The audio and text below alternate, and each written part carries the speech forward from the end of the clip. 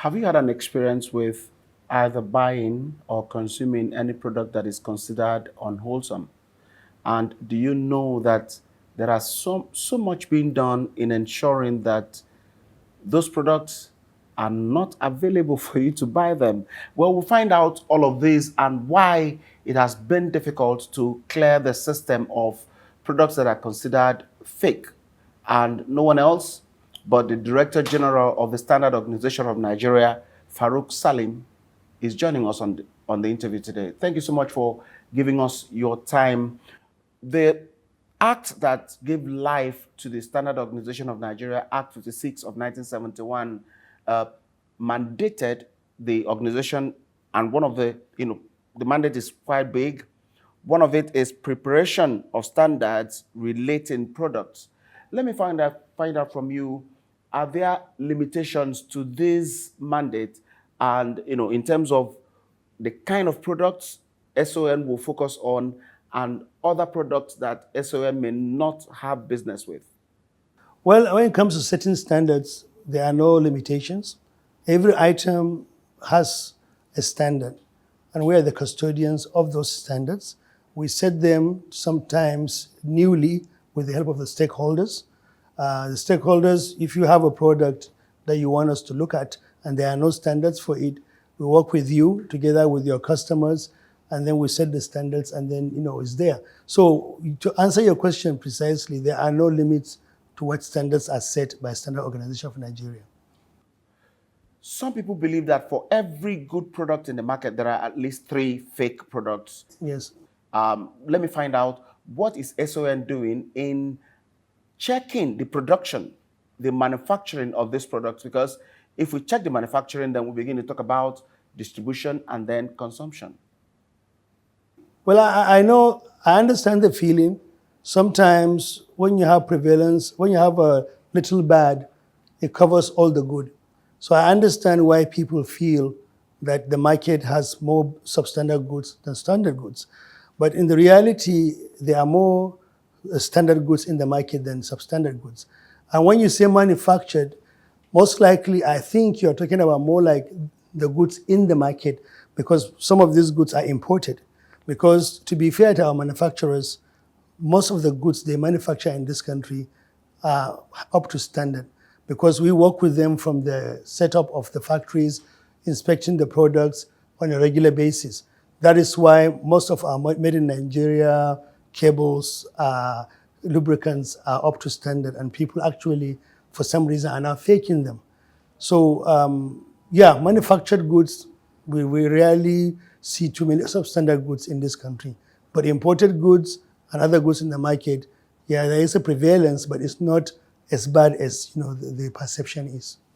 If you are confident that most of the products manufactured in Nigeria are up to what your standards are, then it suggests that those fake products that we have in the system or in circulation, most of them most likely would have been imported. Now, what are you doing in order to check the importation of such unwholesome products? Well, we have our conformity assessment for imported goods. We call it SUNCAP, where if you're trying to import a product from another country, you have to go and talk to one of our inspection accredited firms, where you show them the product. And sometimes if they don't know the company of that particular state or country, they will go and inspect the facility to make sure the product is okay, and they will give you a certificate, the SUNCAP certificate, which you are going to use to get your Form M and your importation license into the country. Now, there are issues. Sometimes these people will buy products without going through this process and import them into the country. Sometimes they get lucky, they get away with it. But if we catch them, which we do as much as we can, we will ask them we have to inspect the product again to make sure that the product is up to standards. And then we penalize them for not getting the conformity assessment done overseas before they come into the country. So to answer your question, technically, every product that is supposed to be imported must go through inspection firm to make sure the products are up to standard. But it's not always followed. Now, where is the missing link? Why has it been difficult to have absolute results in this? Is it the absence of relevant laws or poor implementation of those laws? Tell us where the missing link exists. Well, you see, in every illegality, there is an incentive. And when you have an incentive, people have ways of sidetracking that. For example, I'll give you a simpler example, maybe closer to home. We have illegal drugs in this country that are not manufactured in this country, but they are here. So what they do, people smuggle bad things into the country. Sometimes they go through the same good channels and then they escape surveillance. You do understand the fact that we are not in a position to inspect every item that comes into the country. Even if we are in the port, which we are not, we don't have the ability to check every container that comes in, because the bottleneck that might cause might be so bad that the whole economy of the country might be, affected. So to answer your question, we have abilities, we are inspecting, we have surveillance, we have intelligence in the market, and then we have people. The customs usually, ideally, they're supposed to reach out to us if they see products that they have difficulty in trying to ascertain if they are good or bad products. But the bottom line is the customs are not trained to look for standards. They're not trained to look for quality or even trademark. So what we really need to do is to be back where the items come in, which 85% of those items come into the country through the ports here in Lagos. So I assure you, if we are in the ports, then we minimize the leakages, because we will have the ability to check products, ascertain if the products are up to standard or not. But at this moment, the process is very much, it's like a boxer with their hands tied behind their back. They will try their best to box, but the opponent has a better opportunity to beat them. The people that bear the brunt of fake products in the market are people that ignorantly buy them for use in one way or the other. What does SON do, or what are you doing in helping them, those people that fall victim of fake products, in helping them get justice, when they need it? Well, we have a consumer complaints department, more like a Servicom type, where any individual that has a complaint about a product can actually walk into any of our offices and ask for that department, and you can make a report. In certain cases, people don't have the time to go to any office. They have the website. We have our website, where on that website we have access numbers, we have emails of most of our senior staffs there. They can use that avenue too. We do have occasions where individuals actually come to us with receipts and products, and all they really want is for us to mediate between the seller and them to either get a better product or to replace their product. I'll give you an example. We'll have a contractor who will buy maybe 200 doors from a seller, and then he discovers the doors are below standard. So they will come in with their receipt. Because the items are so large, what will happen is we'll try to negotiate. First, we test the doors for the customer. If we confirm those doors are below standard, it's a straightforward item. First, we confiscate those if they are not going to be fixable, and then we make sure the person selling it now refunds the consumer his products. And then he can go and buy another one, or he can replace it with a product that is better quality. So we do have these mediations, we have reportings, we have intelligence report, because there are some things, for example, you may not have time to complain about it. Maybe you bought a cell phone charger for your daughter or something, and you plug it, it burns out. You can still report that item, because you're not going to spend all time trying to get a small item like that. But when you report it, it's our responsibility. Our surveillance department now will go to the market with a receipt in their hand to figure out who has that product, where they get it from, who brought it into the country the first time, and then we can trace our way all the way back to the person who brought the bigger items. Then if they're still there in that person's warehouse, we confiscate it, and then we prosecute if we need to. In some occasions, we just penalize them. They pay money to TSA, and then they don't do it again. But if they are being difficult, we have occasions where we take them to court, and we have convictions once in a while in those places too. You talked about contractors and what they do. The latest story out there in the minds of everyone is the collapse of a 21-story building somewhere in Lagos, where over 40 people died in one incident. Have you been able to visit that place? If you have, what's your first impression? Yes, there may be need for further investigation before conclusive statements are made, but having been there, if you have, what is your first impression? When the tragedy happened, I was in a conference overseas. So I arrived back a couple of days back. It's a very tragic situation because there's two other buildings standing. Seemingly, they look normal. This other building that collapsed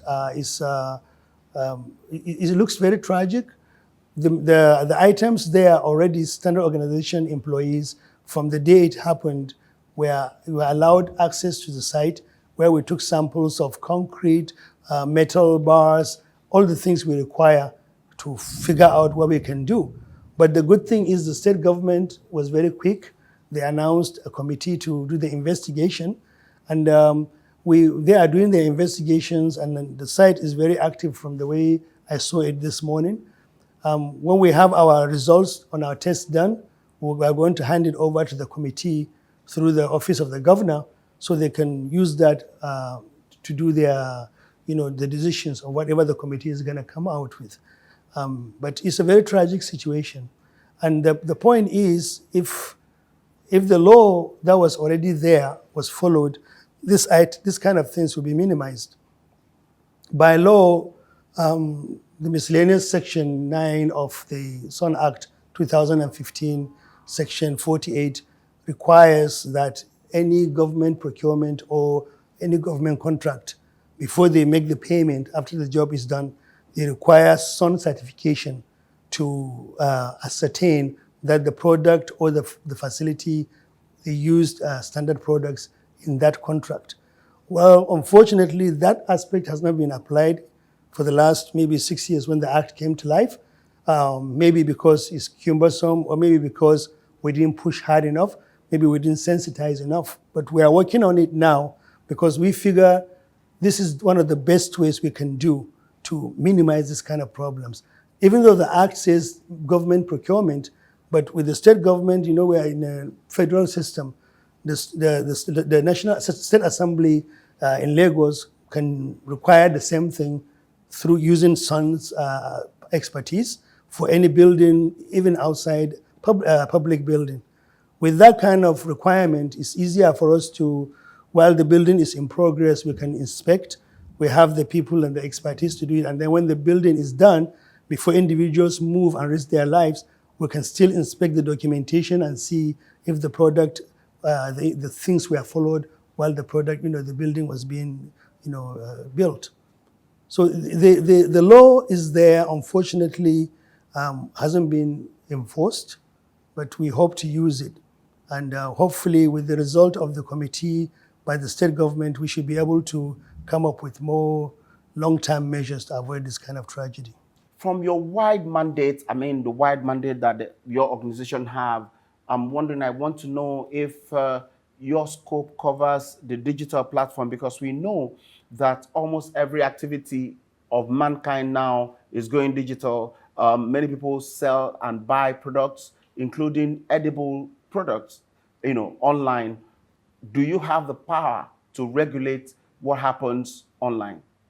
You see, the Standard Organization of Nigeria, unfortunately, we are a very big organization in terms of purview, places where we are supposed to be able to do our job.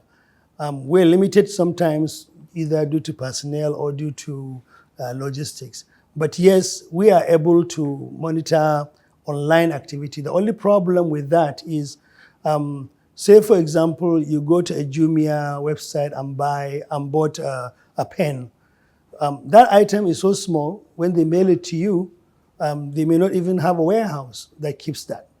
But if it's like a big item, maybe a refrigerator or a TV, most likely there is regional warehouse, and then we can actually go and inspect that regional warehouse to see the products being dispensed out to individuals are legitimate and they are up to standard. So a lot of times, just even in foreign countries, they depend on customer feedback to be able to track items that were sold online that are substandard.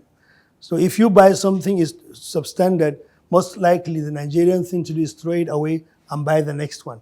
But if you go to other countries, they will go to the person's website and give them no stars, complain about it, and then report to an agency like ours with the receipt and the thing. Say, this is where we bought it, this is how much we paid, and this is the product. If it's below standard, can you follow up for us? In that kind of situation, it's easy for us to track most of the sources of the transaction. But there are some products that are being hawked to be sold in Nigeria, but from another country. So the complications are there, but honestly, I think we have the ability to track it down. And we are working, we need just feedback from the consumers. A lot of these issues we are having is because nobody reaches out to us to tell us these products are below standards.